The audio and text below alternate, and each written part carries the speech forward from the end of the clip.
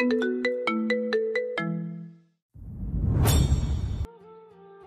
না আমার ভার্সিটিতে অ্যাডমিশন নেবে বলেছিলে? ছায়া নিশ্চুপ। এ বিষয়ে সে কি বলবে? ছেলেটা তাকে বইগুলো দিয়েছিল পড়ার জন্য। আসলে কি বলবো আমি। আবিদ হুট করে হাতটা উঠিয়ে নেয়, ছায়ার হিজাবের কোনায় লেগে থাকা পাতাটা সরিয়ে দেয়। এমন সময় পেছন থেকে কারোর গর্জন শোনা গেল। এখানে কি হচ্ছে? ছায়া কেঁপে ওঠে, পিছনে ফিরে তাকায়। ছায়ার ধ্যান ফিরে তার পরনে শুধুমাত্র একটা পেটিকোট আর শার্ট। ছায়া থতমত খেয়ে যায়। আসলে আজ প্রায় 4 মাস পর আবিদকে সামনে দেখে কিছুটা অবাক হয়ে গিয়েছিল ছায়া। নিজের অবস্থান সম্পর্কে তার ধারণাই ছিল না। নির্ঝর এগিয়ে এসে নিজের কোটটা ছায়ার শরীরে জড়িয়ে দেয়। আপনার পরিচয়? মাননীয় দেশ প্রধান, আমি গাছ লাগাতে এসেছিলাম। আমার কাজ শেষ। আমার পুরনো দিনের বান্ধবীকে দেখে এখানে এসেছি। আমার স্ত্রী সে। আবিদ অবাক হয়, মাথা তুলে ছায়ার দিকে তাকায়। গত 4 মাসে সে শহরের বাইরে ছিল, ক্যাম্পিংয়ে, কিছুটা নেটওয়ার্কের বাইরে। তাই কি ঘটেছে কি না ঘটেছে এসব সম্পর্কে তার কোনো ধারণাই ছিল না। বিয়ে করছো তুমি? এই মুহূর্তে সে কথা বলার মতো অবস্থায় নেই, দেখতেই পাচ্ছেন। তাই শরীর আমার শার্ট জড়ানো।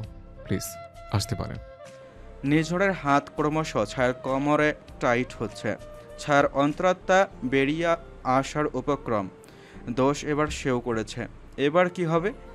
আবিদ সেখান থেকে বেরিয়ে যায়, যদিও সে বাইরের ছিল, বাগানে ওই দিকে, যার ফলে ছায়াও খেয়াল করেনি ওকে। নিঝড়ের ফর্সা সুদর্শন মুখখানা রক্তিম হয়ে এসেছে। ছায়ার শরীর কম্পিত হয়ে উঠেছে। বাইরে বৃষ্টি শুরু হয়ে গেছে, যেন এদিক ওদিক থেকে ঝড়ো হাওয়া সব কিছু এলোমেলো করে দিচ্ছে। টানতে টানতে এনেছে ছায়াকে রুমে, সোজা কাউচে ছুঁড়ে মারে। ছায়া ভয়ে গুটিয়ে গিয়েছে। নির্ঝর সোজাসুজি গিয়ে ছায়ার চুলগুলো ধরে নিজের বরাবর তাকাতে বাধ্য করে। এগুলো কি পড়েছিস? কি পড়েছিস এগুলো? আমি আমি বেয়াদব তুই, কথা বলবি না। ছায়ার চোখ ছলছল হয়ে যায়, মাথা নামিয়ে নেয়। এতে বিন্দুমাত্র রাগ কমল না নির্ঝরের। শক্ত হাতে ছায়ার কণ্ঠনালী চেপে ধরে আবারও মুখোমুখি তাকাতে বাধ্য করে ছায়াকে। মায়া কান্না কাঁদবি না, মেরে ফেলবো বেয়াদব তোকে আমি। তুই সাহস হয় কি করে এই বেশ ধরে বাইরে যেতে? আবার তুই বাইরের একটা ছেলের সামনে দাঁড়িয়ে দাঁড়িয়ে কথা বলছিলে? ছায়া দু হাতে নির্ঝরের শক্ত হাতটা ধরে ছাড়াতে চায়, কিন্তু সম্ভব না। নির্ঝর ছায়ার কণ্ঠনালী ছেড়ে ছায়াকে নিয়ে বিছানায় ফেলে নির্ঝর। বল, কার অনুমতি নিয়ে এসব পড়ে বাইরে গিয়েছিস? কার অনুমতি না, কারো অনুমতি না। আমি নির্ঝর যেন ছায়াকে কোনো কথাই বলার সুযোগ দিল না। অষ্টজোড়া আঁকড়ে ধরে অ্যাগ্রেসিভ হয়ে পড়েছে। ছায়া এদিক ওদিক মাথা নাড়িয়ে নির্ঝরকে থামাতে চাইছে, কিন্তু এই তাণ্ডব থামানো সম্ভব নয়। শরীরে জড়িয়ে থাকা শার্টখানা টান মারতেই বোতামগুলো ছুটে চলে যায় এদিক ওদিক। দাঁতের কামড়ে ফর্সা শরীরে লালচে দাগ পড়ে গিয়েছে। ছায়ার হাত এতবার নির্ঝরকে বাধা দেওয়ার চেষ্টা করছে যে নির্ঝর বিরক্ত হয়ে দুটো হ্যান্ডকার্ফ পরে দেয়। এবার আর হাত দিয়ে থামানোর প্রচেষ্টা করার কোনো উপায় থাকলো না। চোখ গড়িয়ে ঝর্ণা বইছে ছায়ার।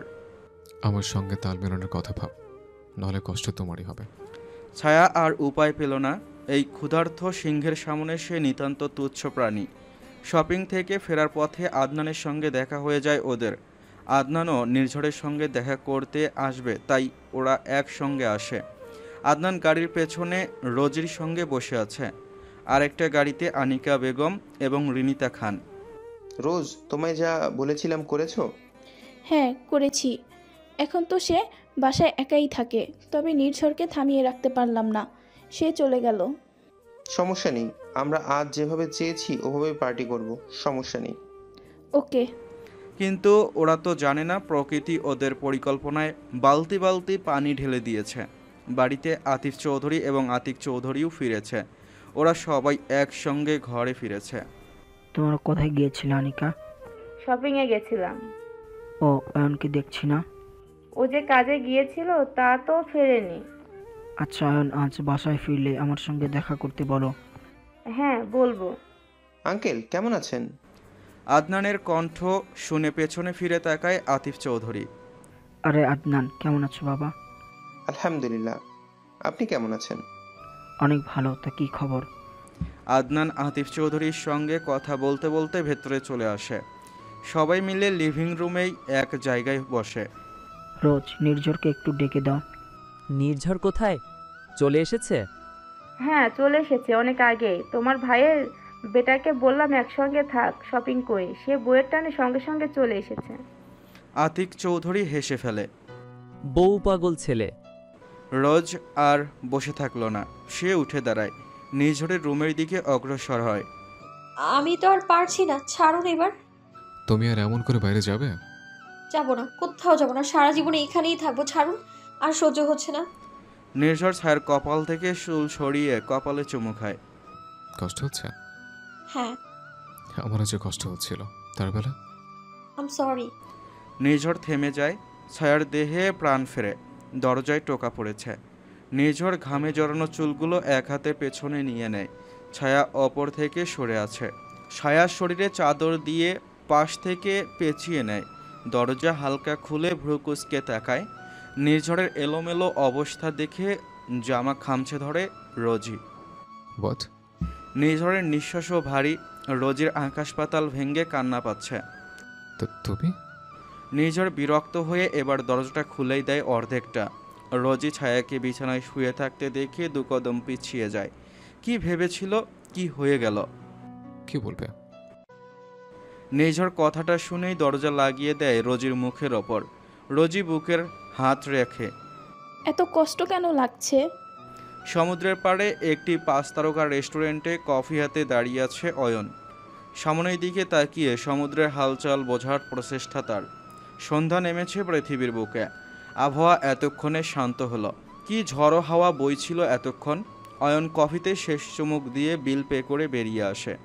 পকেট থেকে চাবি বের করে গাড়িটা খুঁজতে যাবে এমন সময় একটা মেয়েকে দাঁড়িয়ে থাকতে দেখে তার ঠিক পাশে। একটা সাদা রঙা ফ্রক পরা, শরীরে ওড়না জড়ানো। এতক্ষণ যে পরিমাণ মুষলধারে বৃষ্টি হয়েছে, মেয়েটা হয়তো সেই বৃষ্টি থেকে বাঁচার জন্য দাঁড়িয়ে আছে এখানে। বৃষ্টি শেষ, এখন ছাতা ফোটানোর ট্রাই করছে। অয়ন সেদিকেই তাকিয়ে আছে, নিরিবিলি তাকিয়ে আছে। নিঃশ্বাস থেমে যাচ্ছে তার। অয়ন পকেট থেকে ফোনটা বের করে মেয়েটার একটা ছবি তুলে নেয়। মেয়েটা অন্য ধ্যানে ছিল ফলে খেয়াল করেনি কি হচ্ছে। মেয়েটা দ্রুত ছাতা ফুটিয়ে বেরিয়ে যায় সেখান থেকে। অয়ন ছবিটা লক্ষ্য করে, মুখটা বোঝা যাচ্ছে। এর মানে সে মেয়েটাকে খোঁজ লাগাতে পারবে। মিস্টার শেখ, একটা ছবি দিচ্ছি, দ্রুত খুঁজে বের করুন ছবির মেয়েটাকে, আমার তাকে চাই। কথাটা বলে অপর পাশের কথা না শুনে কলটা কেটে দেয় অয়ন। গাল ভরা হাসি ফোটে তার। গাড়িতে উঠে সিট বেল্ট লাগিয়ে চৌধুরী ভিলার উদ্দেশ্যে রওনা হয় অয়ন। ওয়াশরুম থেকে শাওয়ার নিয়ে বাইরে এসে নির্ঝর ক্লান্ত ছায়ার শরীরে চাদরটা আবারও ঠিক করে দেয়। মেয়েটা ঘুমিয়ে গেছে।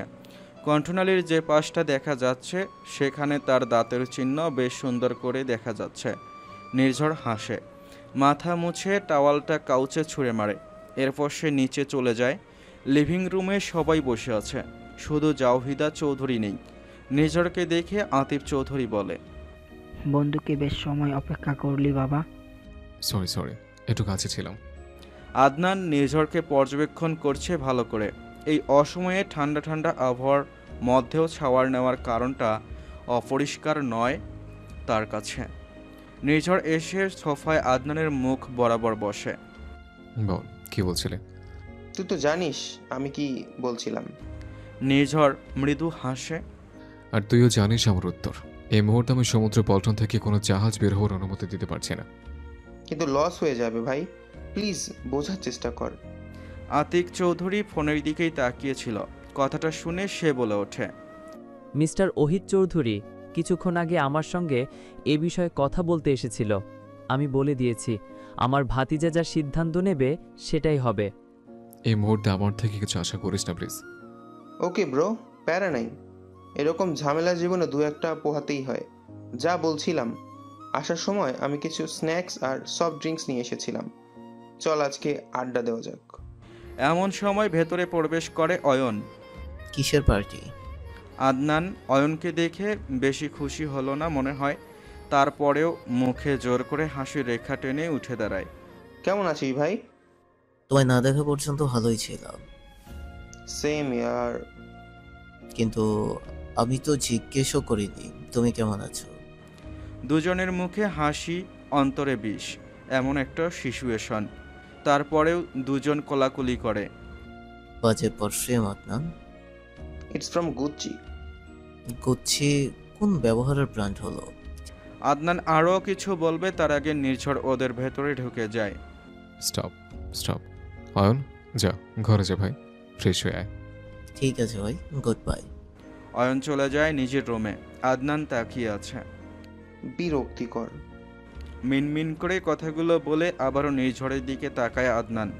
ভাবি কোথায়? ডাক তাকে। তোর ভাবি ক্লান্ত, আসতে পারবে না। তোর প্ল্যানিং সুন্দর, বাট এখন আমার পক্ষেও সম্ভব না বসে থাকা।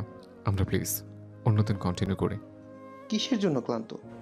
নির্ঝরের কপালে এবার ভাঁজ পড়ে, তবে তার ঠোঁটে ফোটে বাঁকা হাসি। আমি নিঃশ্বাস নেওয়ার সময় দিইনি তাই। আদনানের দৃষ্টি স্থির। প্রচণ্ড বেগে ঝড় ওঠার আগে পরিবেশ যেমন শান্ত থাকে ওই রকম। হ্যাঁ, তাহলে আজকের মতো আসি, আবার বৃষ্টি শুরু হলে সমস্যা। আদনান আর এক সেকেন্ডও দেরি করে না, বেরিয়ে যায় চৌধুরী ভিলা থেকে। গাড়িতে এসে স্টিয়ারিং হুইলে ঘুষি মারে আদনান। আমার অন্তর্দহন কমবে না ভাই, আমার নিঃশ্বাস সব কিছু ধ্বংস করে দেবে। রাত 10টা। রুমে এসে ঘুমিয়ে গিয়েছে নির্ঝর, তবে 9টার দিকে ঘুম ভেঙে যায় তার। সে ঘুম থেকে উঠে ল্যাপটপ নিয়ে বসে কাজ করতে, আর ছায়া তখনও ঘুমেছিল। কিন্তু এখন চোখ টিপ টিপ করে তাকায় ছায়া। আড়মোড়া ভেঙে ঘুম থেকে উঠে বসে। আশেপাশে নির্ঝরের উপস্থিতি নেই, তবে ছায়াকে ভুল প্রমাণ করে দিয়ে সামনে থেকে নির্ঝরের কণ্ঠ ভেসে আসলো। ঘুম ভালো হয়েছে? ল্যাপটপের দিকে তাকিয়ে থেকেই বলল।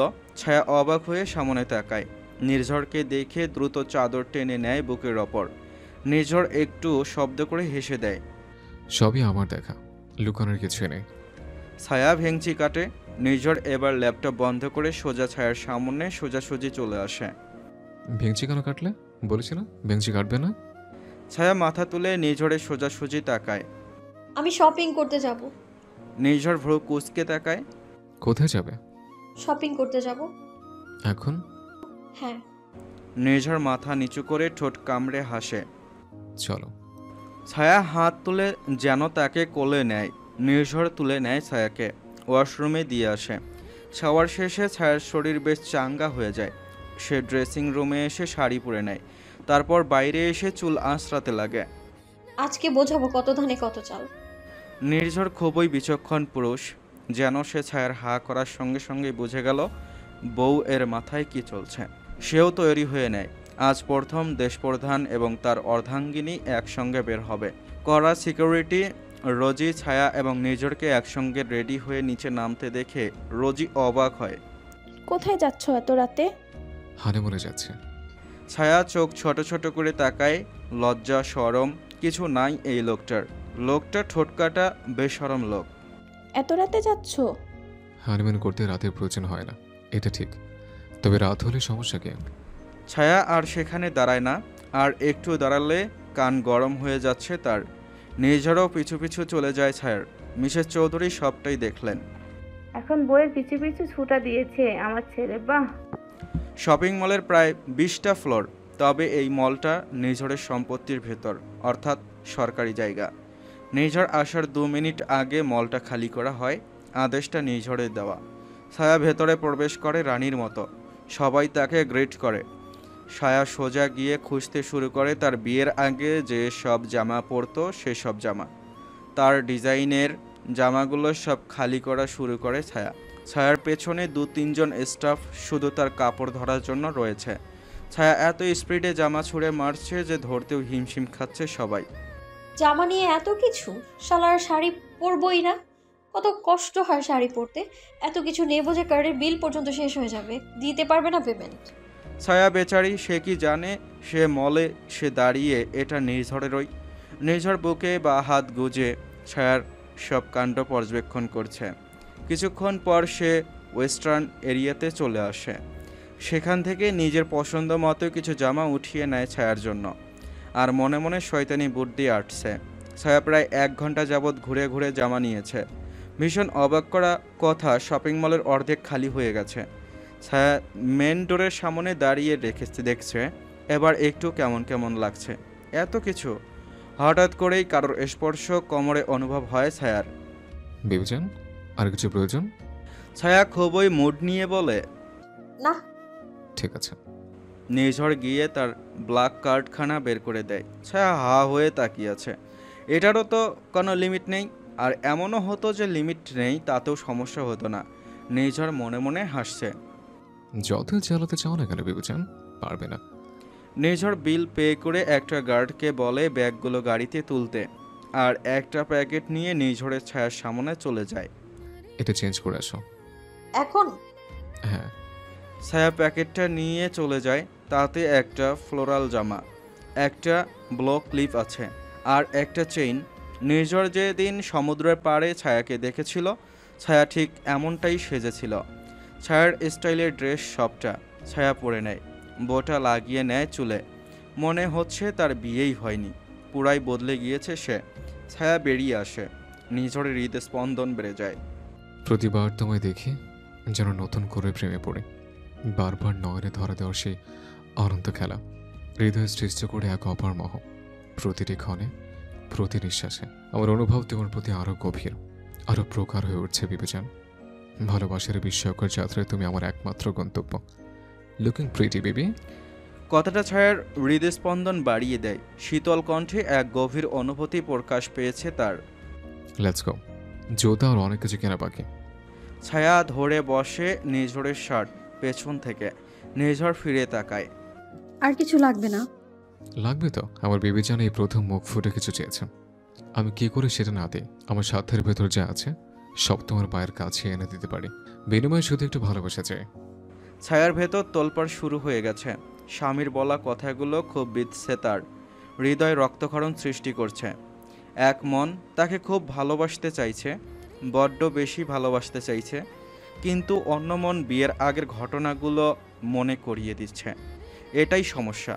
তার নির্ঝরকে ভালোবাসতে চায়, বা হয়তো এতদিনে সে ভালোবেসে ফেলেছেও, কিন্তু সে মানতে চায় না কথাটা। নির্ঝর ছায়াকে নিয়ে অনেক কিছু কেনে, যদিও এবার ছায়ার পুরোটা মন নির্ঝরের ওপর ছিল। নির্ঝর নিজেই যা ভালো লেগেছে তাই কিনেছে। কেনাকাটা শেষে ছায়াকে নিয়ে একটা রেস্টুরেন্টে চলে আসে নির্ঝর। ছায়া আশেপাশে মাথা ঘুরিয়ে দেখে কেউ নেই, ফাঁকা। এত বড় রেস্টুরেন্টে কেউ নেই, কিন্তু কেন? কোন টেবিলে বসবে বিবেচন? সব তোমার জন্য ফাঁকা। ওইটাতেই। ছায়া শহর দেখা যায় এমন একটা জায়গায় বসতে চাইল, কোণার দিকে। গ্লাস উইন্ডো দিয়ে নিচের শহর স্পষ্ট দেখা যাচ্ছে। নির্ঝর সেখানে ছায়াকে নিয়ে বসে। ছায়া আমতা আমতা করে জিজ্ঞেস করল, কেউ নেই কেন? কারণ আমি আমার বিবেচনের সাথে সময় কাটাতে প্রাইভেসি চাই। ছায়া আর কোনো প্রশ্ন করে না। প্রাইভেসির চোটে পুরো রেস্টুরেন্ট খালি করে দিয়েছে। খাবার সামনে সাজিয়ে রাখা হয়েছে। ছায়ার ক্ষুধার্ত ছিল, তাই বেশি ভাবনা চিন্তা না করে খাবার খাওয়া শুরু করে। চৌধুরী ভিলা। রোজি বসে আছে খাবার টেবিলে। সবাই চলে গিয়েছে খাবার খেয়ে, এখন শুধু সে বাকি আছে। ভালো লাগছে না। অনেক কঠিন প্ল্যান করেছিল সে, সবটার ওপর পানি ফেলে দিল নির্ঝর। ছেলেটা এত চালাক। চামচটা প্লেটে ছুঁড়ে মেরে রোজি। এই জন্য তার আমার হওয়ার প্রয়োজন ছিল।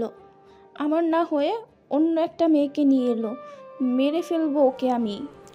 রোজ ফ্রাস্ট্রেটেড হয়ে মুখ খেয়ে খাবার তোলে। কিছুক্ষণ পর রোজি অনুভব করে খাবারে প্রচণ্ড ঝাল। কিছুক্ষণের মাঝে ঝালের মাত্রা সহ্যের বাইরে চলে গেল। রোজি চিৎকার শুরু করে দেয়। রিনিতা খান মেয়ের চিৎকার শুনে দৌড়ে আসে। রোজ, কি হয়েছে মা? কে রান্না করেছে খাবার? কে? আল্লাহ, কি ঝাল! মরে গেলাম। হাঁ করে না দাঁড়িয়ে থেকে পানি দাও মা। রিনিতা খান দৌড়ে ফ্রিজ থেকে মিল্ক শেক আর পানি নিয়ে আসে। এই ফাঁকে একজন মেড খাবারটা বদলে দেয়। রিনিতা খান মেয়েকে দ্রুত সব কিছু পান করায়। কিছু ঝাল কমছে না, বুক থেকে পেট পর্যন্ত জ্বলছে। রোজের চিৎকার শুনে সবাই চলে এসেছে নিচে। জাহিদা চৌধুরী এগিয়ে আসেন। কি ব্যাপার? তেলা পোকার মতো এরকম তিরিং বিরিং কেন করছো? মা, আমার মেয়েটার ঝাল লেগেছে। আপনি এসব কি বলছেন? কি খেয়ে ঝাল লাগলো? একটু আগেই তো সবাই ডিনার করেছে। টেবিলে খাবার, টেবিলে আছে দেখো। মরে গেলাম আমি। ওই সার্ভেন্টকে ফায়ার করো মম। জাহিদা চৌধুরী খাবারটা মুখে দেয়, এরপর আনিকা বেগমের মুখে তুলে দেয়। খাবার তো ঠিক আছে রোজা? যে বেশি ঝগড়া করে তাকে ঝাল ধরে বেশি। জাহিদা চৌধুরী কথাটা বলে নিজের রুমের দিকে চলে যায়। না, বড়মা প্রচণ্ড ঝাল। আতিফ চৌধুরী ও টেস্ট করে। ঠিকই আছে রোজ, বেশি ঝাল না। কেউই ঝাল পায়নি খাবারে। রোজিকে বেডরুমে দিয়ে রিনিতা বেগম। ঘুমিয়ে যা। রোজি ভাবছে তার কাছে তো ঝাল লাগলো, আর কেউ ঝাল পেল না কেন। অয়ন শাওয়ার শেষ করে রুমে প্রবেশ করে। এতক্ষণে সে ওয়াশরুমে ছিল, তাই বাড়িতে কি হয়েছে কোনো ধারণা নেই তার। তোয়ালেটা সাইডে রেখে অয়ন বসে পড়ে বিছানায়। এমন সময় অয়নের ফোনে মেসেজের শব্দ। অয়ন ফোনটা হাতে নেয়। তার ডিটেকটিভ মেয়েটাকে বের করে ফেলেছে। অনুরিমা অনু, অনার্স দ্বিতীয় বর্ষের ছাত্রী। মা নেই, বাবা একজন ব্যাংক কর্মকর্তা। জর্জিয়াতে তার বেড়ে ওঠা, সেখানেই লেখাপড়া করেছে সে। ঠোঁটের কোনায় হাসি ফুটে ওঠে। হৃদয় হরণী তুমি, আমার হৃদয় হরণ করেছো, শাস্তি তোমাকে পেতেই হবে। অয়নের মাথায় কোনো ভয়ঙ্কর পরিকল্পনা চলছে, যা শুধু সেই জানে। খাওয়া শেষে নির্ঝর ছায়াকে রেস্টুরেন্টের বিল্ডিংয়ের সাথে নিয়ে চলে আসে। রেস্টুরেন্টের রুফটপ থেকে পুরো শহর দেখা যায়। এটা শহরের সবথেকে বড় ইমারত। রাতের আধারে ছেয়ে গেছে পরিবেশ। অসম্ভব সুন্দর ঠান্ডা বাতাস বইছে চারদিকে। ছায়ার চোখ দুটো সামনের সৌন্দর্য দেখতে ব্যস্ত। নির্ঝরের চোখ তা যে ছায়ার সৌন্দর্য দেখতে ব্যস্ত। পুরো পৃথিবীর সব সৌন্দর্য তার কাছে বৃথা এই মেয়েটার সৌন্দর্যের কাছে। এতটা পাগল সে কবে হলো জানে না, তবে সে এরকম পাগলামি করছে। তার ভূমিকা থেকে উপসংহার জুড়েই রয়েছে ছায়া, তার ছায়া। বাড়ি যাবে না? ছায়া মুগ্ধ হয়ে তাকিয়েছিল। নির্ঝরের কথা শুনে ফিরে তাকায়। হ্যাঁ, দেরি হয়ে গেছে তাই না? তাই তো হয়েছে। তুমি কি মির্জাবাড়ির ফুল বাগানে যেতে চাও? ছায়া না বলতে গিয়েও থেমে গেল। ভালো করে বুঝতে পারলো নির্ঝর কি বলছে। ছায়া লাফিয়ে ওঠে। হ্যাঁ হ্যাঁ, যেতে চাই, 100 বার যেতে চাই। নির্ঝর হেসে ফেলে বউয়ের বাচ্চা মিতে। চলো তাহলে।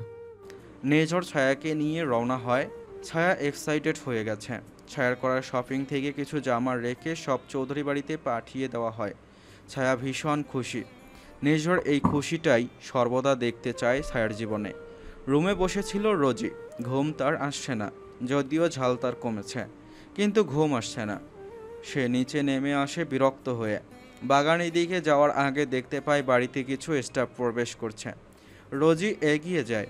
তাদের কাছে অনেক শপিং ব্যাগ, অনেক মানে অনেক। রোজি এগিয়ে যায়।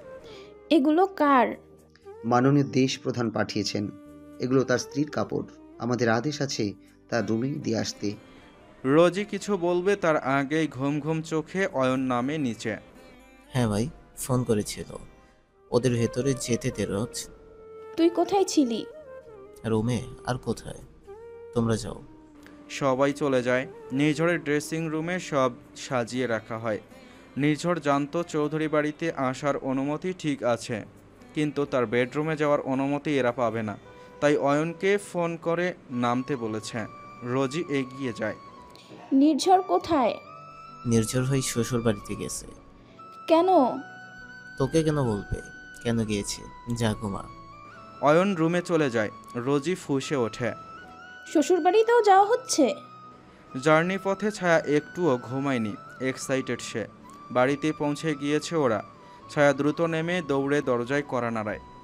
রাত গভীর, সবাই ঘুমিয়েছে, এটাই স্বাভাবিক। তাই দরজা খুলতে একটু দেরি হলো, তবে দরজা খুলল। তৌফিক হাসান ঘুমন্ত চোখে ছায়াকে দেখে ভাবলেন স্বপ্ন দেখছেন তিনি। ছায়া জড়িয়ে ধরেছে বাবাকে। না, স্বপ্ন না, তার ছোট মেয়েটা সত্যি এসেছে। ছায়ার মিষ্টি কণ্ঠ শুনে ঘুম থেকে উঠে এসেছেন রাবেয়া বেগম। মেয়েটাকে বাবাকে জড়িয়ে ধরতে দেখে এগিয়ে যায়। ছায়া, আমার সোনা মা। ছায়া মাকে জড়িয়ে ধরে। প্রশান্তির নিঃশ্বাস। তৌফিক হাসান নির্ঝরকে শপিং ব্যাগ হাতে দাঁড়িয়ে থাকতে দেখে দ্রুত এগিয়ে যায়। বাবা, ভেতরে এসো, ব্যাগগুলো আমাকে দাও। আব্বু, এগুলো আপনাকে কেন দেব? আমি নিয়ে যাচ্ছি ভেতরে। আপনি আমার আব্বু, কথাটা মনে রাখবেন। নির্ঝর যে পরিমাণ সম্মান দেয় শ্বশুর শাশুড়িকে, এখন তৌফিক হাসানের মনে হচ্ছে স্ত্রীর বলা কথাগুলো সত্যি। মেয়েটা সুখী হবে। এই ছেলেটা তাদের মেয়েকে অসম্ভব পরিমাণ ভালোবাসবে। বাবা, বসো বসো, আমি পানি আনছি। রাবেয়া বেগম দৌড়ে রান্নাঘরে চলে যায়। পানি নিয়ে নিঝড়ের সামনে রাখে। নিঝড় পানি খেয়ে নেয়। আম্মু, আমরা খেয়ে এসছি, আপনি ব্যস্ত হবেন না, আপাতত ঘুমোতে পারলেই হচ্ছে। আচ্ছা বাবা, আমাকে 5 মিনিট সময় দাও। রাবেয়া বেগম দৌড়ে ছায়ার রুমে চলে যায়। একটা ভালো চাদর দিতে হবে, কভারগুলো বদলে দেবে। জামাইটা তার এখন তো একটা মাত্র, তার ওপর দেশপ্রধান। ছায়ার রুমটা ঠিকঠাক করে দেয় রাবেয়া বেগম। যা ছায়া, জামাইকে নিয়ে ঘরে যা। চলুন। ছায়ার রুমে চলে আসে। নিজের রুমে কি শান্তি, বাতাস যেন শুদ্ধ। ছায়া বড় একটা নিঃশ্বাস নেয়। নিঝড় যে জামার ব্যাগ আনলো সেখান থেকে একটা কটন ড্রেস বের করে নেয়, কিন্তু কথা হচ্ছে নিঝড় কি পারবে? ছায়া সবগুলো শপিং ব্যাগ চেক করে, কই এটাতেও তার জামা নেই। ছায়া পেছনে ফিরে তাকায়, নিঝড় হাতের ঘড়ি খুলছে। আপনার জামা তো নেই, কি পরবেন? জানি না, কিছু কিনতে পারতেন। মনে ছিল না, তাছাড়া এখানে আসার প্ল্যানটা হঠাৎ। এখন কি পরতে দেবো আপনাকে? এসব পরে ঘুমানো যায়? নির্ঝর ছায়ার দিকেই তাকিয়ে আছে। পাক্কা গিন্নিদের মতো চিন্তা করছে সে এখন। বরকে কি পরতে দেবে, কি খেতে দেবে। নির্ঝরকে শান্ত দেখে ছায়া ভুরু কুঁচকে তাকায়। কি ব্যাপার? কোনো ব্যাপার না। দাঁড়ান এখানে, আমি আসছি। ছায়া বেরিয়ে যায়। বাবার রুমে গিয়ে বাবার থেকে গেঞ্জি আর লুঙ্গি নিয়ে আসে। বাবা এগুলোই পরে, কষ্ট করে পরে নিন। লুঙ্গি? হ্যাঁ। আমি এটা এর আগে কখনো পরিনি। আহা, দেখেন এভাবে পড়তে হয়।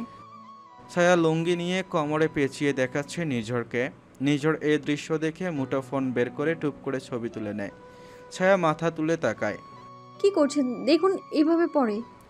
নিঝড় শব্দ করে হেসে দেয়। হাসতে শুরু করে সে। ছায়া আয়নার দিকে তাকায়, নিজের অবস্থান দেখে নিজেই হাসে। দুজনে হেসে খুন। বেবিজান, সব বাদ দিয়ে লুঙ্গি কিনি শুধু। ছায়া নির্ঝরের বুকে আলতো ঘুষি মারে।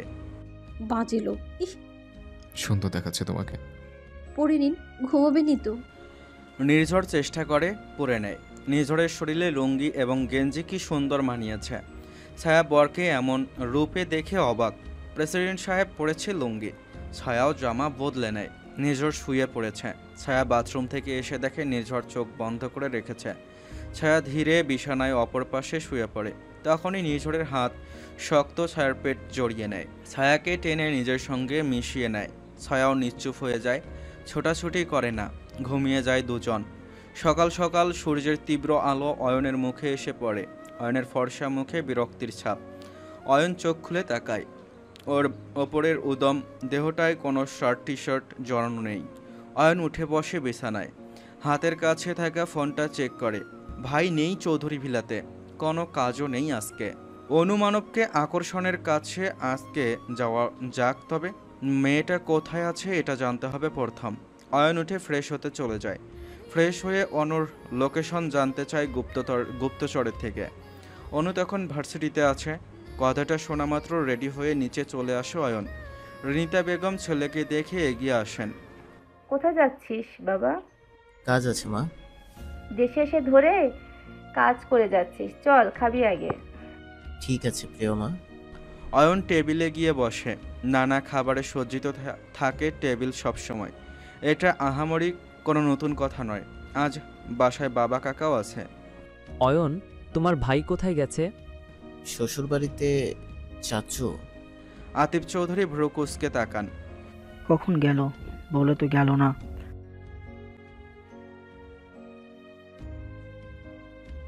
আহা নিকা, এমন হয়ে বলছো যেন ছিলে তোমার আঁচলে বাঁধা ছিল সারা জীবন। দাদুভাই, বউয়ের সাথে শ্বশুর বাড়িতে গেলে সমস্যা কি? আমি তো কখনো বারণ করিনি আমি শ্বশুর বাড়ি যেতে, তাহলে তুমি কেন আমার দাদুভাইকে বারণ করবে? মা, আপনি এমন বুঝেন কেন? আমি তো তা বলিনি, বললাম আমাকে বলতে পারতো। সবার কথার মাঝে আতিক চৌধুরী বলে ওঠেন। ভাবি, আপনার হ্যাঁ বা না বলাতে ছেলের ডিসিশনের পরিবর্তন হতো না। দেখেন না, আমি কতদিন ধরে বলছি আদনানের বাবার সমুদ্রে আটকে থাকা জাহাজটা ছেড়ে দিতে দেয় না। কিসের জাহাজ আতিক? মালবাহী জাহাজ ভাবি, কাঁচা মাল। বুঝেনি তো, নষ্ট হয়ে যাবে বেশি দিন থাকলে। কি ব্যাপার আতিফ, তুমি এই বিষয়ে কথা বলনি নির্ঝরের সঙ্গে? অয়ন খাবার মুখে তুলতে তুলতে বলে। বাবা, আপনি তো সবই জানেন। তাহলে ভাইকে শুধু শুধু দোষারোপ কেন করছেন? তুমি ভাইয়ের একটু বেশি কার করো। আপনারও করা উচিত। যাক, আমার খাবার শেষ। অয়ন উঠে চলে যায় টেবিল থেকে। আতিফ, তুমি কথা বলো। আদনানের বাবা আমাদের অনেক উপকার করে। ঠিক আছে ঠিক আছে, আমি জাহাজ ছেড়ে দিতে বলবো। আতিক চৌধুরী কথাটা শুনে খুশি হয়ে যায়। সকাল সকাল ঘুম থেকে উঠে ছায়া নিজেকে নিঝড়ের বুকে আবিষ্কার করে। মাথাটা তুলে নিঝড়ের মুখটা দেখে, কি মায়াবী। ছায়া নিঝড়ের কপালে হাত রাখে। নিঝড়ের ফর্সা মুখ রোদে চিকচিক করে উঠছে। ছায়া নিজের অজান্তেই নিঝড়ের কপালের কাছে ঠোঁট এগিয়ে নিয়ে যায়, কিন্তু চুমু খাওয়ার আগে সে বুঝতে পারে সে কি করতে চলেছে। ছায়া দূরে সরে আসে। আল্লাহ, কি করছিলাম? তখনই নিঝড়ের শক্ত হাতের হ্যাঁচকা টান খেয়ে নিঝড়ের বুকের ওপর পড়ে ছায়া। চোখ বড় বড় করে তাকায়। কি করছেন? ছাড়ুন। ছাড়বো না। চুমু খেতে গিয়ে চলে যাচ্ছ কেন? কই মিথ্যে কথা। মিথ্যা না, সত্যি কথা। ভালো করে চুমু খেয়ে তারপর যাবে। না। ঠিক আছে, তাহলে এইভাবে থাকো। না না প্লিজ, আমি বাগানে যেতে চাই। তাহলে চুমু খাও। ছায়া বেচারি ধীরে নিঝড়ের কপালে চুমু খায়। নিঝড় স্থির তাকিয়ে আছে। কি? এরকম চুমুতে আমার হবে না। কথাটা বলে ছায়াকে নিজের নিচে ফেলে নির্ঝর। ছায়ার ওষ্ঠজোড়া আঁকড়ে ধরে, যেন কখনোই ছাড়বে না। ছায়াও কিছু বলে না। কিছুক্ষণ পর নিঝড় সরে আসে। ছায়া চোখ বন্ধ করে রেখেছে। ছায়ার বন্ধ চোখে জোড়ায় চুমু খায় নির্ঝর। বেবিজান, এমন একটা সকাল আমি পুরো জীবন চাই। ছায়া চোখ খুলে তাকায়। নির্ঝর ছায়ার গালে হাত বুলিয়ে দেয়। এরপর ছায়াকে ছেড়ে দেয়। ছায়া বাথরুমে চলে যায়। নিঝড়ের বুকেও আলাদা এক প্রশান্তির বাতাস বয়। ছায়া ঘেরা শহর সাগরতল। জর্জিয়ার পাশেই এই জায়গাটা। রাজধানী থেকে 2 ঘন্টার পথ অতিক্রম করতে হয় এখানে আসতে। বেশ সুন্দর। এখানের পানি নীল, দেখতে ভীষণ সচ্ছল। এখানে দেশের 3য় তালিকার ভার্সিটি অবস্থিত। সেখানেই পড়ালেখা করে অনু। সে একটা ব্রিলিয়ান্ট স্টুডেন্ট। ভার্সিটি শেষ করে অনু বাসার দিকে ফিরছে। তবে গতানুগতিক দিনের মতো আজকের দিনটা অনুর কেমন স্বাভাবিক ঠেকছে না। বারবার মনে হচ্ছে তাকে কেউ অনুসরণ করছে। অনুর এমন অনুভূতিকে মনের ভুল বলে দাবি করে সে। কারণ তাকে কে অনুসরণ করবে, আর কেনই বা করবে? অনু ফোন করে বাবাকে কল করে কি গ্রোসারি আনতে হবে জিজ্ঞেস করতে করতে একটা স্টোরে চলে যায়। স্টোরে ক্যাশ কাউন্টারে মাস্ক পরে অয়ন বসে আছে। অনুর প্রতিটা পদক্ষেপ খুব নিখুঁতভাবে লক্ষ্য করছে সে। মেয়েটাকে দেখলে কেমন শীতল অনুভূতি বয়ে যায় মনের ভেতর। অনু সব গুছিয়ে ক্যাশ কাউন্টারে আসে। অয়ন এলে সব প্রোডাক্ট স্ক্যান করা শুরু করে। অনু তার ভীষণ কাছে, খুব কাছে। এমন এক অদ্ভুত ঘ্রাণ নাকে আসছে তার, কাউকে বোঝানো মুশকিল। সব প্রোডাক্ট স্ক্যান করার পর অনু টাকা বের করে ব্যাগ থেকে সব টাকা ক্যাশ দিয়ে বেরিয়ে যায় সে। অয়নও দ্রুত বেরিয়ে যায়। যতক্ষণ তার চোখের সামনে থেকে মেয়েটা, ততক্ষণ শান্তি লাগে। অয়ন বেরিয়ে অনুর পিছু নেওয়ার আগেই তার ফোনে ফোন আসে। হ্যালো বস, আপনি সাগরতলা আছেন? হ্যাঁ। বস প্লিজ একবার সাগরতলা বন্দরে আসুন। কেন? এখানে সমস্যা হয়েছে। বসো, আসছি।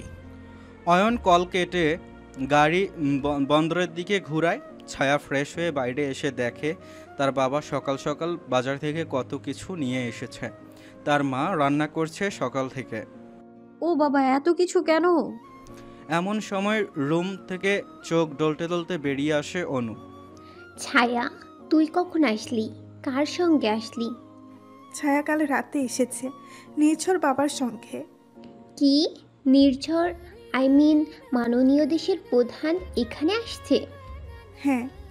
ছায়া মাকে উদ্দেশ্য করে বলে, আমার এত কিছু প্রয়োজন নেই, তুমি বেশি কষ্ট করো না। ধুর পাগল মেয়ে, এতদিন পর আমার জামাই এসেছে, তাও প্রথমবার তোকে নিয়ে। আমার কি রান্না করতে কষ্ট হয় নাকি? আব্বু চলো না বাগানে যাই, কতদিন যাই না। তুই জামাইকে নিয়ে যা, ঘুরে আয়, ভালো লাগবে। ঝুড়িতে করে ফুল তুলে আনিস, তোর জন্য সব ফুল রেখে দিয়েছি। ছায়া ভীষণ খুশি হয়ে যায় বাবার কথা শুনে। সত্যি বলছো? ইয়ে, কি মজা। ছায়া এক্সাইটেড হয়ে রুমে চলে আসে। নির্ঝর বিছানায় বসে আছে, চুলগুলো এলোমেলো হয়ে আছে। কি হলো, আপনার কি বেশি ঘুম পাচ্ছে? তুই বিছানা ছেড়ে উঠে গেলে আমার ঘুম হয় না। ইস, আমি যখন না ছিলাম তখন। সেটা ভিন্ন কথা। উঠুন, ফ্রেশ হয়ে আসুন। নির্ঝর বিছানা থেকে নামে। বাহ, প্রথমবার হিসেবে লুঙ্গিতে তো বেশ ভালোই সামলেছেন আপনি। নির্ঝর ভাব নিয়ে বলে, নির্ঝর চৌধুরী সব পারে। ভারী মজা, চলুন। ছায়া গামছা হাতে ওয়াশরুমে যায়। নির্ঝরের জন্য সব নতুন জিনিস নিয়ে এসেছে তৌফিক হাসান সকালে। ছায়া সেগুলো ধরে দেয় নির্ঝরকে। নির্ঝর সেগুলো নিয়ে ফ্রেশ হয়ে নেয়। ফ্রেশ হয়ে রুমে এসে দেখে ছায়া অপেক্ষা করছে তার জন্য। ছায়ার পরনে শাড়ি। শাড়ি কোথায় পেলে? মায়েরটা। কিন্তু তুমি তো জামা নিয়ে এসছো। আপনি লুঙ্গি পরেছেন তাই ভাবলাম শাড়ি পরি। চলুন, খেতে চলুন। ছায়া বেরিয়ে যায়। নির্ঝর হাতের গামছাটা চেয়ারে রাখে। আমার বিবেক যেন হৃদয়ে একটু ভালোবাসা জন্মাচ্ছে আমার জন্য। নির্ঝর বেরিয়ে যায়। এই প্রথম নিচে বসে খাওয়ার একটা অভিজ্ঞতা হলো নির্ঝরের। তার এই অভিজ্ঞতা ভীষণ ভালো লাগলো। সবার সঙ্গে একসঙ্গে খাওয়াটা চৌধুরী বাড়িতে খুব একটা হয় না। সবাই সাধারণত শুধু ছুটির দিনেই এক জায়গায় হয়। রাবেয়া বেগম কত কিছু রান্না করেছে, খুবই মজার রান্নাগুলো। নির্ঝর সময়টা উপভোগ করে। খাওয়া শেষে ছায়া নির্ঝরকে নিয়ে ওদের বাগানে চলে আসে। পরিবেশ মেঘলা মেঘলা, বেশ উপভোগ করার মতো। দুজন হাঁটছে একসাথে। ছায়া নির্ঝরের হাত জড়িয়ে ধরে রেখেছে। নির্ঝর সামনের দিকে তাকিয়ে হাঁটছে। সত্যি এই সৌন্দর্য বলে বোঝানোর মতো নয়। বাতাসে বৃষ্টির ঘ্রাণ, হাওয়ার সঙ্গে দোলানো রং বেরঙের ফুলগুলো দেখেই প্রাণটা জুড়িয়ে যায়। তার ওপরে আকাশ মেঘলা মেঘলা। এ এক অদ্ভুত সৌন্দর্য। এখানে দাঁড়ান, আমি ফুল তুলে নিয়ে আসি। ছায়া তার সব থেকে পছন্দের কাজটা করছে, ফুল তোলা। ছায়ার ফুল তোলার দৃশ্য নির্ঝর তার ফোনে ধারণ করছে। তার কাছে এসব নতুন অভিজ্ঞতা। তার ভীষণ ভালো লাগছে। এমন একটা দিনের স্বপ্ন সে দেখেছে যেখানে কোনো জোর জবরদস্তি নেই। ছায়াকে একান্ত তার ঐশ্বর্য বলে গর্বের সঙ্গে দাবি করা। ছায়া ফুল তুলে ঝুড়িটা মাটিতে রাখে। কি করছেন? কিছু না। ছায়া একটু হতাশ হয়। কোথায় ভাবলো একটা ফুল ছিঁড়ে তার কানে গুজে দেবে। আপনি কখনো মেয়েদের সঙ্গে ফ্লার্ট করেননি? পাগল, দেশ প্রধান হয়ে মেয়েদের সঙ্গে ফ্লার্ট করব? বউয়ের সাথে করতে সমস্যা কি? নাকি পারেনি না? নির্ঝর এক ভুরু উঁচু করে তাকায়। কে বলেছে পারি না? দেখবা পারি কিনা। দেখবো না, শুনবো। নির্ঝর গলা পরিষ্কার করে। ছায়া তাকিয়ে আছে। তুমি কি ম্যাজিক জানো? কারণ তুমি আসার পর থেকে আমার ওয়াইফাই কাজ করছে না। তুমি নিশ্চয়ই সিগন্যাল চুরি করেছো। ছায়ার চেহারায় বিরক্তি আর চোখে রাগ ফুটে ওঠে। নির্ঝর আসলেও এসব সম্পর্কে কিছুই জানে না। সে কখনো ফ্লার্ট করেনি। তবে তার মনের গভীর থেকে বেরিয়ে আসা বাক্য যেন অদ্ভুত সুন্দর। ভাগ্যিস আমার সঙ্গে কখনো ফ্লার্ট করেননি। কথাটা বলে ছায়া মনে মনে ভাবে, ভাগ্যিস আমাকে আপনি জোর করে বিয়ে করেছিলেন, কারণ এমন ফ্লার্ট করলে আমি উত্তর দিক দিয়ে পালাতাম। নির্ঝর এক হাতে ছায়ার কোমর জড়িয়ে নিজের সঙ্গে মিশিয়ে নেয়। আর কি করছেন? এটা বাগান বাড়িটা, ছাড়ুন। তুমি আমার নেশা, আমার মস্তিষ্কের ভেতর সৃষ্টি হওয়া প্রথম ভালো লাগার ধারণা, যাকে দেখে সৃষ্টি হয়েছে। আমার নিঃশ্বাসের সঙ্গে মিশে থাকা এক ভালো লাগা। দূরে গেলে পৃথিবী যেখানে থেমে যায়, তোমাতে আসক্ত, তোমাতে বিলীন, তোমাতে মরণ, তোমাতে জীবন। আমার ক্লান্ত প্রখর রৌদ্রময় দুপুরের পর উঠানে বিকেলে ছায়ার প্রশান্তিটুকু আমার উঠানের বিকেল ছায়া। নির্ঝরের বলা বাক্যে যে শান্তি, যে মায়া লুকিয়ে আছে, তা ছায়ার হৃদয়ে শীতল হাওয়া বইয়ে দিচ্ছে। ছায়ার কপালে চুমু খায় নির্ঝর, তারপর ছেড়ে দেয় কোমর। এবার তোমার পালা, তুমি এবার ফ্লার্ট করো।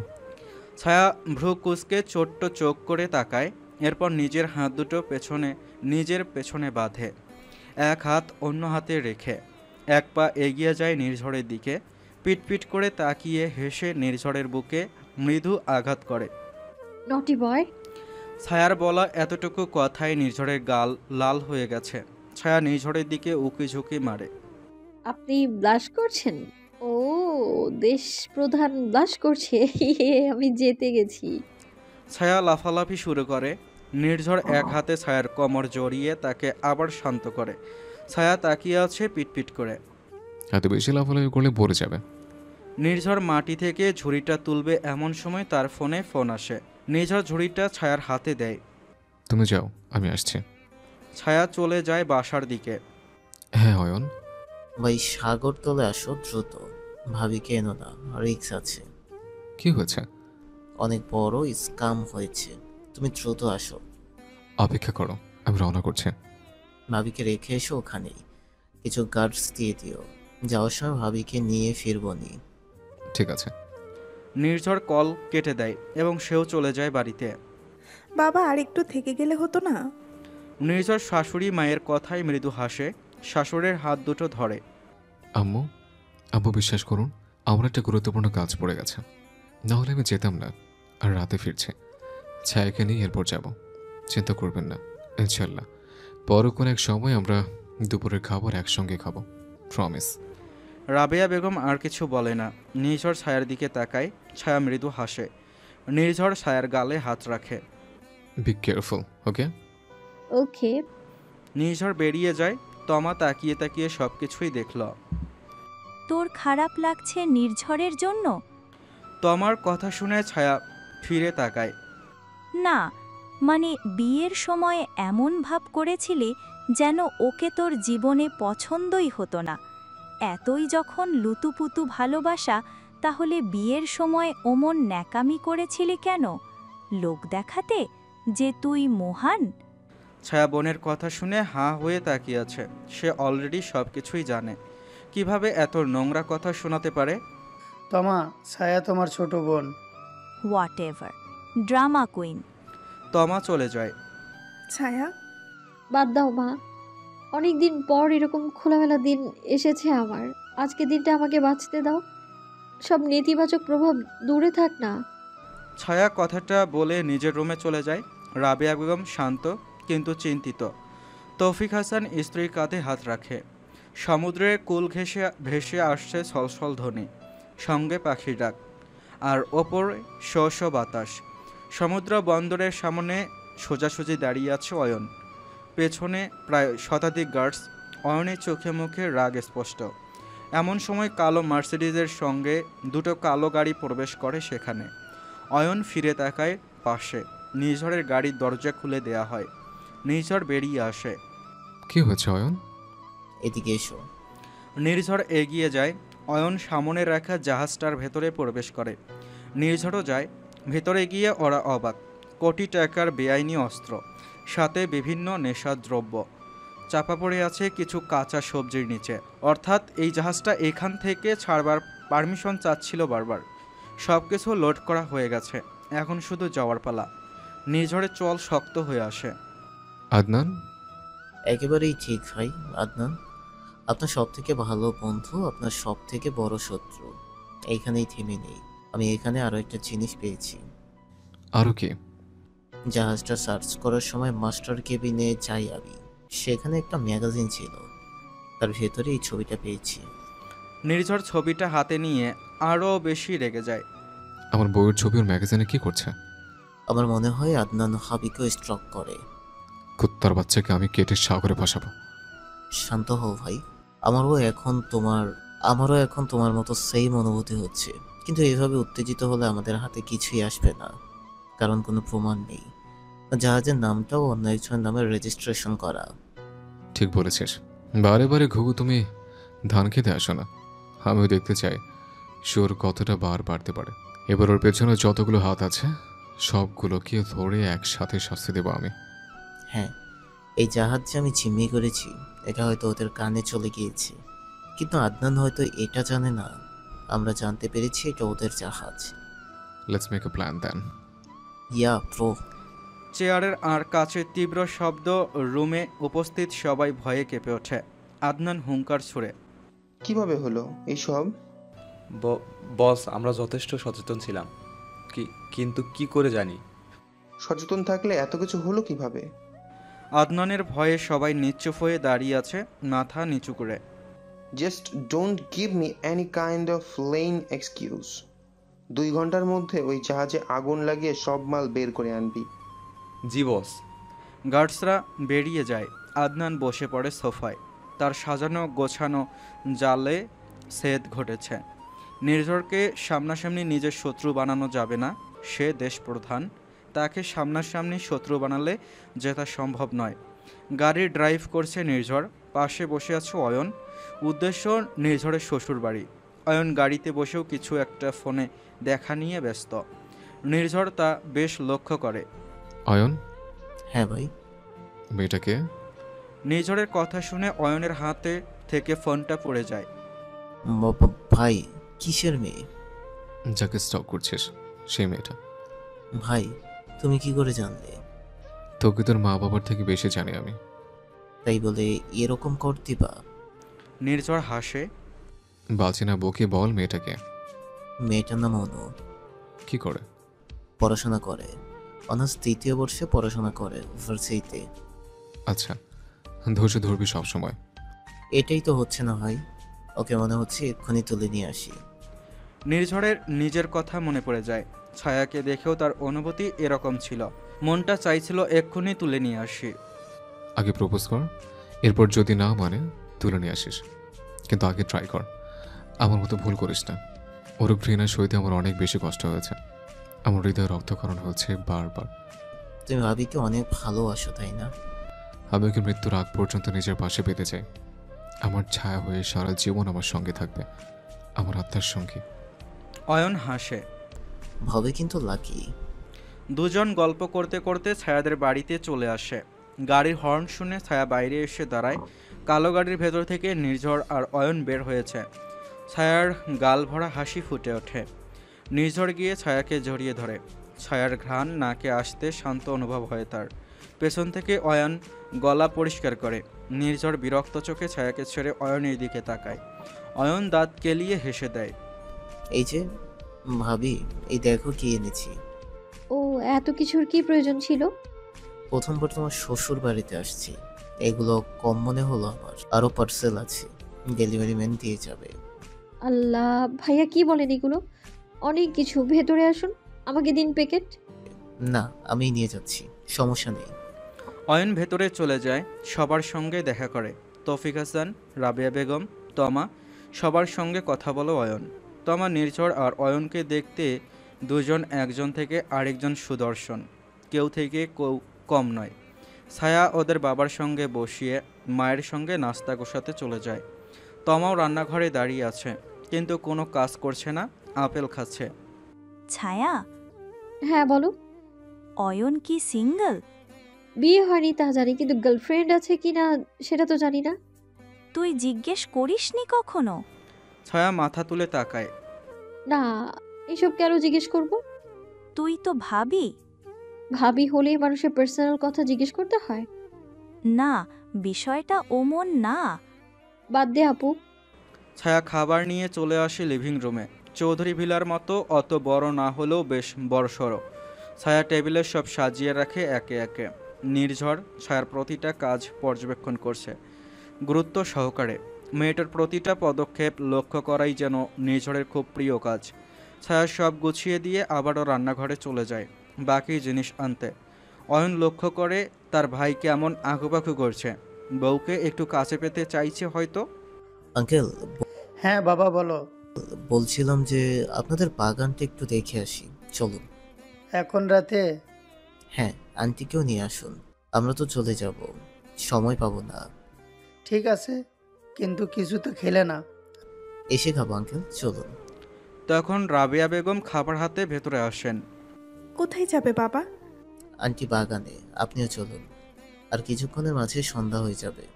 ঠিক আছে চলো। ছায়াকে বলবো? না না, ভাবি থাক, আর ভাইয়াও হয়তো কষ্ট হয়ে গেছে, তাই না ভাই? হ্যাঁ হ্যাঁ। অয়ন তৌফিক হাসান আর রাবেয়া বেগমকে নিয়ে বেরিয়ে যায়। যাওয়ার সময় নির্ঝরকে চোখ টিপ মারে। তখনই সেখানে ছায়া খাবার নিয়ে উপস্থিত হয়। এ মা, সবাই কোথায় গেল? নির্ঝরের দিকে তাকিয়ে। নির্ঝর কিছু বলছে না, শুধু ছায়ার দিকে তাকিয়ে আছে। ছায়া ভুরু কুঁচকে তাকায়। কি হলো? নির্ঝর ইশারা করে ছায়াকে খাবারগুলো নামাতে বলে। ছায়াও নামিয়ে দেয়। খাবার নামানোর সঙ্গে সঙ্গে ছায়াকে হ্যাঁচকা টানে নিজের কোলে ফেলে নির্ঝর। আল্লাহ, কি করছেন? ছাড়ুন, কেউ দেখে ফেলবে, এটা চৌধুরী ভিলা না। ছোটাছুটি বন্ধ করো, তুমি জানো আমি না চাইলে তুমি ছাড়া পাবে না। নির্ঝরের কণ্ঠে নেশা। ছায়া শিউরে উঠছে। পশম দাঁড়িয়ে গেছে। নির্ঝর টেবিল থেকে একটা আঙ্গুর হাতে তুলে নেয়। ছায়া বুঝতে পারছে না কি করছে লোকটা। সেটা ছায়ার মুখে দেয়। ছায়া ভ্রু কুঁচকে তাকিয়ে আছে। নিজের বাঁকা হাসে, ছাড় ওষ্ঠজোড়া আঁকড়ে ধরে। এতে করে তাদের রোমাঞ্চের সঙ্গে আঙ্গুরের স্বাদ মিশে যায়। কিছুক্ষণ পর নির্ঝর সরে আসে। আমি এভাবেই আঙ্গুর খেতে চাই সারা জীবন। ছায়া লজ্জা পেয়ে লাল হয়ে যায়, নির্ঝরের বুকেই মুখ লুকায়। ছাড়ুন, কেউ চলে আসবে। আমার বউকে আমি ছুঁয়েছি, তাতে কার কি? ছায়া মৃদু আঘাত করে নির্ঝরের বুকে। নির্ঝর হাসে, এই হাসিটা একেবারেই তার আত্মার থেকে বের হওয়া হাসি। রাতে রাবেয়া বেগম যত্ন করে রান্না করা খাবারগুলো খেয়ে ওরা রওনা করে চৌধুরী ভিলার দিকে। ছায়া আর নির্ঝর ফ্রন্ট সিটে বসে আছে আর অয়ন পেছনে। এরকম একটা রাত সত্যি ছায়ার স্বপ্নের বাস্তব রূপ। গাড়িটা ক্রমশ জর্জিয়া শহরে বাইরে চলে আসছে। একটা জায়গায় নির্ঝর গাড়িটা থামিয়ে দেয়। গাড়ির সিটে হেলান দিয়ে থাকা ছায়া নড়ে চড়ে ওঠে। পেছন থেকে অয়ন বলে ওঠে, কি হয়েছে ভাই? এখান থেকে সমুদ্রের অসাধারণ একটা ভিউ দেখা যায়, তোদের সেটা দেখাতে চাই। ওরা বেরিয়ে আসে। জর্জিয়া একেবারে সমুদ্রের কোল ঘেঁষে বেড়ে ওঠা শহর। এটা এন্ট্রি পয়েন্ট। এখান থেকে সমুদ্রের অসাধারণ একটা দৃশ্য দেখা যাচ্ছে। মনে হচ্ছে কিছু দূর গেলেই সমুদ্র। রাস্তার সামনে সোজাসুজি সমুদ্র দেখা যাচ্ছে। নিরিবিলি রাস্তা। সাধারণত প্রেসিডেন্ট যখন কোনো কাজে কোনো রাস্তা ব্যবহার করে তখন তা পুরোটা 2 কিলোমিটার যাবৎ ফাঁকা করে দেওয়া হয়, জনসাধারণের জন্য চলাচল বন্ধ করে দেওয়া হয়। কিন্তু এটা কোনো দেশের কাজ নয়। নির্ঝর আর অয়নের সঙ্গে কোনো দেহরক্ষীও নেই, তবুও রাস্তা ফাঁকা। মাঝে মধ্যেই এমন হয়, আর ওপর একটু বেশি রাত করেছে, কিন্তু দোকানগুলো খোলা আছে এখনও। নিশুতি রাতের শান্ত রাস্তায় ধীরে বইছে শোষো বাতাস। দূরে কোথাও সমুদ্রের কুলকুল ধ্বনি একটা সুরের মতো নরম গলায় শোনায় নিজের উপস্থিতি। রাস্তার দুধারে গুটি গুটি জ্বলছে হেডলাইটের আলো, যেন রাতের আঁধারে টিমটিম করে জেগে থাকা তারাগুলো। এই নিস্তব্ধ মুহূর্তে প্রকৃতি আপন ছন্দে আপন নিয়মে বুনে চলেছে এক অপার্থিব দৃশ্য। ছায়া দাঁড়িয়ে আছে গাড়ির পেছনে হেলান দিয়ে। তার চোখ দুটি মুগ্ধ হয়ে চেয়ে আছে সামনের দিকে, যেন এই দৃশ্য তাকে এক নতুন পৃথিবীর আমন্ত্রণ জানায়। খোলা চুলে বাতাসের দোলা, কচি পাতা রঙ্গা শরীরে জড়ানো গোলাপি পাড়ের শাড়ির আঁচল উড়ছে হালকা ঝাপটায়।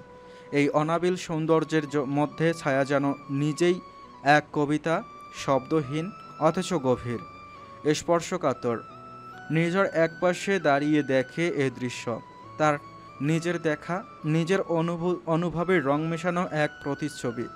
ছায়া কতটা অনন্য, কতটা অপরূপ, কেন সে এতটা সুন্দর? একটু কম হলেও তো চলতো। একেবারেই তার। ছায়া অনুভব করছে প্রাকৃতিক সৌন্দর্য, আর নির্ঝর অনুভব করছে তার ব্যক্তিগত সৌন্দর্য। এই রাত, এই বাতাস আর এই দুই চোখের গল্প, সব মিলিয়ে যেন এক নিঃশব্দ প্রেমের দৃশ্যপট। কিছুক্ষণ পর অয়ন আসে কোল্ড ড্রিঙ্কস নিয়ে। ভাবি, ধন্যবাদ ভাইয়া। Most welcome. নেও ভাই। নির্ঝরও নিয়ে নেয়। তিনজন একসঙ্গে দাঁড়িয়ে কোল্ড ড্রিঙ্কস পান করছে আর সমুদ্র দেখছে। নির্ঝর এক পাশে, অয়ন অন্য পাশে, মাঝে ছায়া। সময়টা সত্যি দারুণ উপভোগ করার মতো সময়। চৌধুরী ভিলা। আতিফ চৌধুরী কিছু পেপারস ওয়ার্ক করছেন। নির্ঝরের অবর্তমানে কাজের এত প্রেশার থাকে বলে বোঝানোর মতো নয়, তবে কিছু কাগজে একটু গরমিল লক্ষ্য করে আতিফ চৌধুরী। তিনি বুঝতে না পারায় আতিক চৌধুরীকে ডেকে পাঠান, কিন্তু তিনি এখনও আসেননি। অধৈর্য হয়ে যখন নিজের সিট থেকে উঠে দাঁড়ায় আতিফ চৌধুরী, তখনই সার্ভেন্ট ভেতরে প্রবেশ করে। স্যার। কোথায় আতিক? ছোট স্যার বাসায় নেই, উনি কোনো কাজে বাইরে গিয়েছেন, এটাই বলে পাঠালো রিনিতা ম্যাম। এই রাতে সে কোথায় গিয়েছে? আমাকে ক্ষমা করবেন, এটা আমাকে বলেনি। ঠিক আছে, তুমি যাও। আতিফ চৌধুরী পকেট থেকে ফোন বের করে। এরপর আতিক চৌধুরীকে কল করে, কিন্তু ধরছে না ফোন। বিরক্ত হয়ে ফোন কেটে দেয় আতিফ চৌধুরী। আদনানের মুখোমুখি বসে আছে আতিক চৌধুরী।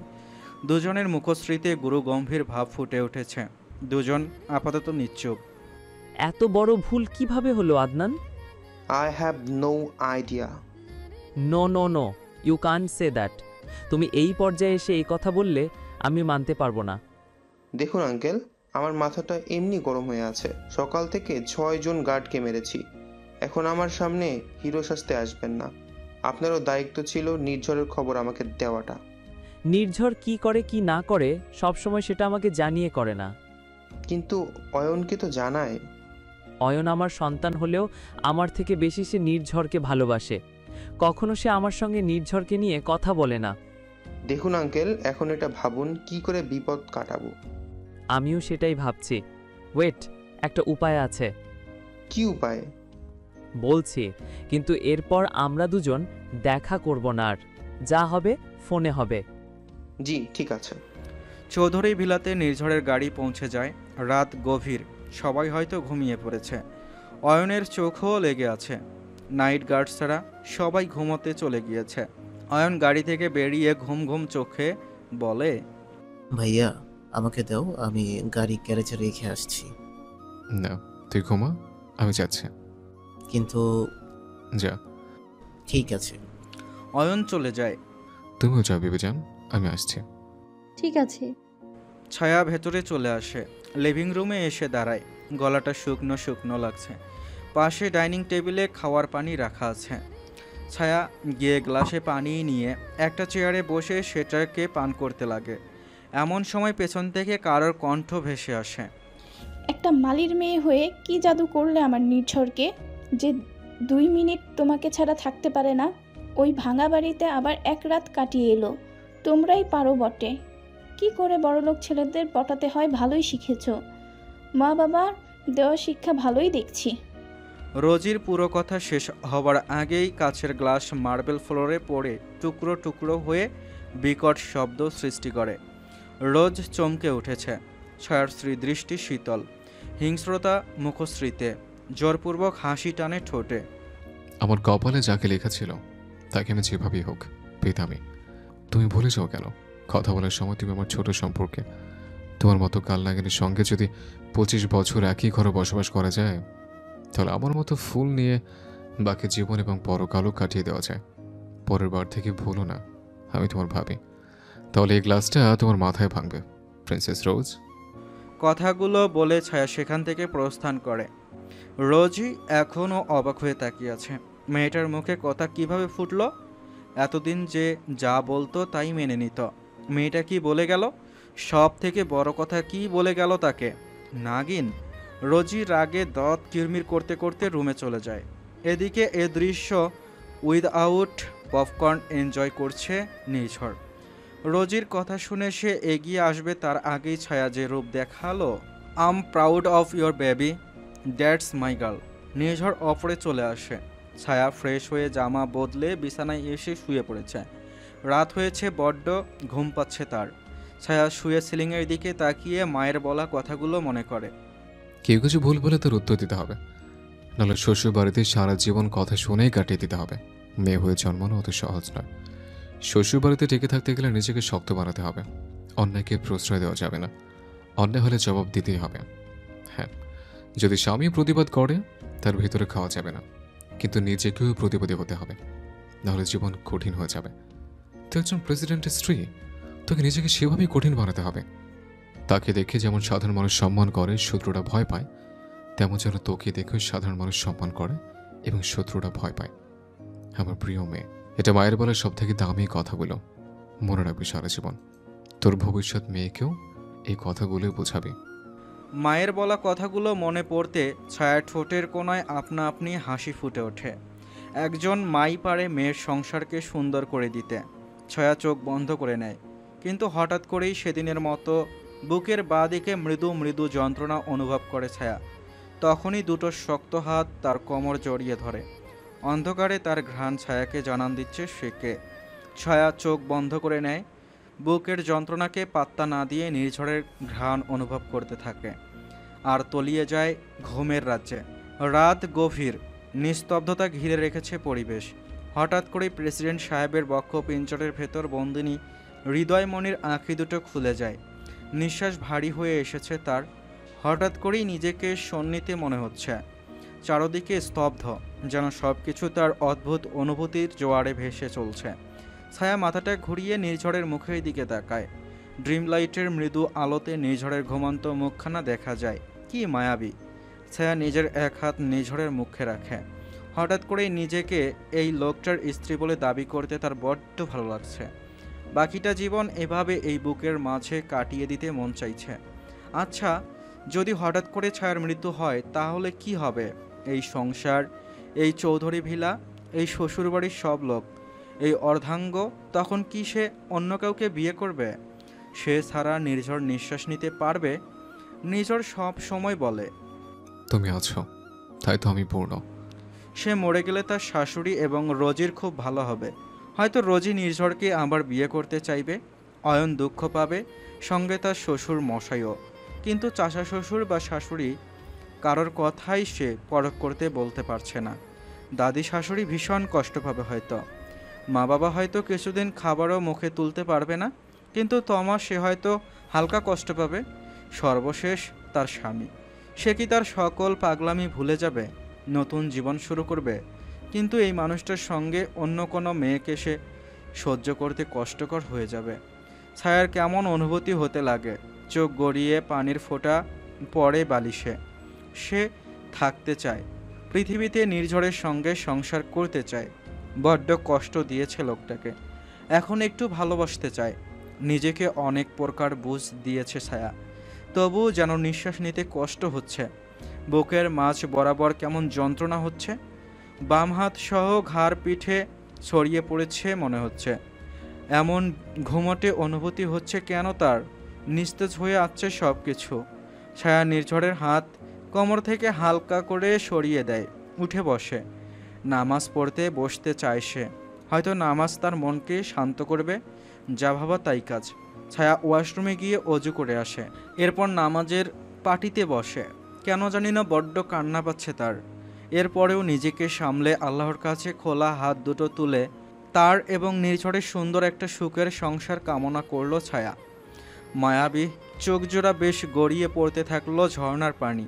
ধীরে ধীরে অশান্ত মন শান্ত হয়ে আসলো, বুঝ আসলো। মনটা শান্ত হতে কান্নাও থেমে গেল। কিছুক্ষণ পর ছায়া জায়নামাজে জায়গায় রেখে দিল, তারপর পুনরায় বিছানায় চলে এলো। বালিশে মাথা দিতেই পাশ থেকে নির্ঝর ছায়ার বুকে মুখ গুজে দিল। কি হয়েছে বিবেজান? আপনি সজাগ ছিলেন? তোমার চোখের পানি আমার সহ্য হয় না, কিন্তু সৃষ্টিকর্তার বান্দা হিসেবে তার কাছে দুহাত তুলে কান্না করলে সেটা শুধুমাত্র সৃষ্টিকর্তা এবং তার বান্দার ভেতরে বিষয় হয়েছে। সেক্ষেত্রে কিছুই বলা পাপ। কিন্তু এখন তুমি বলো, কোনো খারাপ স্বপ্ন দেখেছো কি? না, হঠাৎ করেই নিঃশ্বাস ভারী হয়ে আসছিল, তাই ভাবলাম নামাজ পড়লে শান্তি খুঁজে পাবো। সেটা তো তুমি সবসময় পড়ো। কাল ডক্টরের কাছে যাব আমরা। না, আমার কিছু হয়নি। ডক্টরের কাছে কেন যাব? সত্যি তো? হ্যাঁ। ছায়া নির্ঝরের দিকে তাকায়। একটা কথা আছে। বলে ফেলুন। আমি আপনাকে ভালোবাসি। নির্ঝর স্তব্ধ হয়ে যায়। ছায়ার বুক থেকে মাথা তুলে ছায়ার মুখ বরাবর চলে আসে। কি বললে? বললাম আমি আপনাকে ভালোবাসি। আবার বলো। ভালোবাসি দেশপ্রধান সাহেব, ভীষণ ভালোবাসি। নির্ঝর খুশিতে আত্মহারা। বিবিজান, কি বললে এটা তুমি? সত্যি বললে? আমার বিবিজান। নির্ঝর ছায়ার ওষ্ঠজোড়া আঁকড়ে ধরে। ছায়াও নির্ঝরকে রেসপন্স করে। নির্ঝর সময়ের সাথে নিজের নিয়ন্ত্রণ হারাচ্ছে, ছায়াও বাধা দেয় না। নিয়ন্ত্রণ হারা হতে সাহায্য করে নির্ঝরকে। ধীরে ধীরে পরিবেশ বদলে যায়। রুমের ভেতরের আবহাওয়া গরম হয়ে ওঠে। নির্ঝরের উষ্ণ ছোঁয়ায় ছায়ার শরীর কেঁপে ওঠে বারবার। সময়ের সাথে সাথে সেই ছোঁয়া গভীর থেকে গভীর হতে থাকে। ভালোবাসার মাত্রা ছাড়িয়ে যায় সব সীমা। নির্ঝর তার ওপর থেকে সম্পূর্ণ নিয়ন্ত্রণ হারিয়ে বসে, ছায়াতে মত্ত হয়ে পড়ে। মাঝরাত থেকে ভোর পর্যন্ত বউকে জ্বালিয়ে এরপর ঘুমিয়ে যায় নির্ঝর। ছায়াও তার ক্লান্ত শরীর নিয়ে চোখ খুলে রাখতে পারে না, চোখ বন্ধ করে নেয়, ঘুমিয়ে যায়। তবু বুকের ব্যথাটা যেন ভোরের দিকে একটু বাড়ল। তবুও যে পরিমাণ ঘুম পেয়েছে তাতে আর ওসব খেয়াল আসলো না ছায়ার। তবে ছায়া কি জানে নিজের শরীরের অসুস্থতাকে তার এতটাও ছোট করে দেখা উচিত হচ্ছে না? কাউকে না বলে সে নিজের জন্য বিরাট এক বিপদ আগমন জানাচ্ছে। সকাল সকাল ফোনের শব্দে ঘুম ভাঙে নির্ঝরের। হাত বাড়িয়ে সাইড টেবিল থেকে ফোনটা হাতে নেয়। সকাল 8টা বাজে। মাঝরাতের থেকে সকাল পর্যন্ত সজাগ থাকার ফলে এখন বড্ড ঘুম পাচ্ছিল তার। কিন্তু অয়ন কল করেছে। নির্ঝর কলটা রিসিভ করে ঘুমন্ত কণ্ঠে বলে, হ্যালো। সরি ভাই, বিরক্ত করার জন্য এত সকালে, কিন্তু একটা সমস্যা হয়ে গেছে। কি সমস্যা? এনএসপি আন্তর্জাতিক বিশ্ব ব্যাংকের যে শাখাটা আমাদের দেশে ছিল, সেই শাখাটা আদনানের কোম্পানিতে ইনভেস্টমেন্ট করছে এবং নিউজে ওদের সম্পর্কেও অনেক ভালো রিপোর্ট ছাপানো হচ্ছে। নিঝড়ে চোয়াল শক্ত হয়ে আসে। মিস্টার হান, আমাকে বিট্রু করার আগে একবার ভাবলে না আমি এই দেশের প্রেসিডেন্ট? ভাই, এটা তো ইন্টারন্যাশনালি ইন্ডিপেন্ডেন্ট, আমাদের কথা শুনতেই হবে, এমন কোনো শর্ত নেই। সবগুলোকে গুনে গুনে নিজের হাতে শাস্তি দেব। রেডি হও ভাই, আমাদের বের হতে হবে। আসছে। নিঝড় কলটা কেটে ছায়ার মুখের দিকে তাকায়। ছায়ার কপালের চুলগুলো সরিয়ে দেয় এক হাতে। ছায়াকে নিয়ে কেন জানি না বড্ড চিন্তা হচ্ছে নিঝড়ের। মন তো চাইছিল সারাটা দিন ছায়ার সঙ্গে কাটিয়ে দিতে, কিন্তু এখন তাকে যেতেই হবে। হয়তো সারাদিন ব্যস্ত থাকবে সে। ছায়ার কপালে চুমু দিয়ে নির্ঝর উঠে বসে। ওয়াশরুমে গিয়ে একবারে রেডি হয়ে বের হয়। তারপর ছায়ার জন্য একটা চিঠি লেখে স্টিক নোটে। সেটা আয়নায় লাগিয়ে চলে যায় নির্ঝর। প্রেসিডেন্টের সিংহাদা ভবনে বসে আছে অয়ন এবং নির্ঝর। নির্ঝরের সামনে টিভিতে আদনান সম্পর্কে এত ভালো রিপোর্ট তৈরি করা হয়েছে যা দেখে সবাই মুগ্ধ। নির্ঝর হাতের গ্লাসটা টিভির দিকে ছুঁড়ে মারে। মুহূর্তে সব কিছু টুকরো টুকরো হয়ে যায়। অয়নের চোয়ালও শক্ত হয়ে এসেছে। নাবিল বসে আছে। তাদের নাকের নিচ দিয়ে রাতারাতি এত কিছু কিভাবে হয়ে গেল? ভাই, আমাদের ভেতর থেকে কেউ আদনানকে সাহায্য করছে। নাবিল অয়নের কথায় সহমত জানায়। মাননীয় দেশপ্রধান, আমি এই কথাটা বড় স্যারকেও বলেছি। আমাদের অভ্যন্তরে কেউ সাহায্য না করলে এই বিষয়গুলো এত সহজ হতো না। তখন তো অন্য বিষয় ছিল, কিন্তু এখন বিষয়টা আরও জটিল হয়েছে। আপনার কাছের বন্ধুই যে এসবের সঙ্গে জড়িত, এটা জানতাম না তখন। নির্ঝর উঠে দাঁড়ায় নিজের জায়গা থেকে। অয়ন, আমরা জর্জিয়া যাব। কেন ভাই? কারণ আমরা যদি সোজাসুজি সাগরতলে যাই তবে টের পেয়ে যাবে। জর্জিয়া থেকে প্রাইভেট ক্রুতে করে আমরা সাগরতলে বন্দরে যাব। ভাই, এটার জন্য নেভিদের পাঠান, এতে রিস্ক হয়ে যাবে। এটা আমার দেশ অয়ন, আমি দেশপ্রধান। আমার দেশের জন্য এতটুকু করতে না পারলে আমি কিসের দেশপ্রধান হলাম? ভাই, আমি আর্মি পুরো ফোর্স তৈরি করছি। আর্মি ফোর্স না নিয়ে আমরা কোথাও পা বাড়াবো না। ওকে।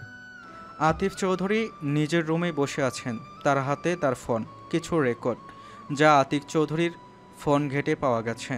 তিনি স্তব্ধ, বুঝতে পারছেন না এটা কি এআইডিএ নাকি সত্যি তার ভাইয়ের কণ্ঠ। বিশ্বাসঘাতক শত্রু থেকে বিশ্বাসঘাতক বন্ধু ভয়ানক, তার থেকে আপন মানুষ ভয়ানক। না, এত সহজে সব কিছুর বিচার করতে চলবে না, আমাকে আরও গভীর খোঁজ লাগাতে হবে। আতিফ চৌধুরী ফোন করে তার গুপ্তচরকে, যে মাত্র এইসব রেকর্ড বের করে দিয়েছে তাকে, কিন্তু এতবার কল করেছে কেউ ফোন তুলছে না। আতিফ চৌধুরী বিরক্ত হয়ে যায়। ফোনের অপরদিকে দৃশ্য, গুপ্তচর রক্তাক্ত হয়ে মাটিতে পড়ে আছে। তার ফোনটা তার থেকে কিছুটা দূরে গিয়ে পড়েছে। আতিক চৌধুরী সোফায় বসে আছে। আদনান নিজের রক্তাক্ত হাত দিয়ে মাটিতে পড়া ফোনটা তুলে নেয়। পাগলের মতো হাসতে থাকে। আঙ্কেল কল করেছে শালাকে, হয়তো মানতে কষ্ট হচ্ছে এই বান্দা সঠিক ইনফরমেশন দিয়েছে তাকে। কথাগুলো বলে আদনান হাসতে থাকে, যে হাসি সাধারণ নয়, এ যেন মানুষ রূপী কোনো রাক্ষস। আতিক চৌধুরী তাকিয়ে আছে আদনানের ভয়ানক রক্তাক্ত শরীরের দিকে। তোমার পরবর্তী প্ল্যান কি? আদনান ফিরে তাকায়। ভয়ানক?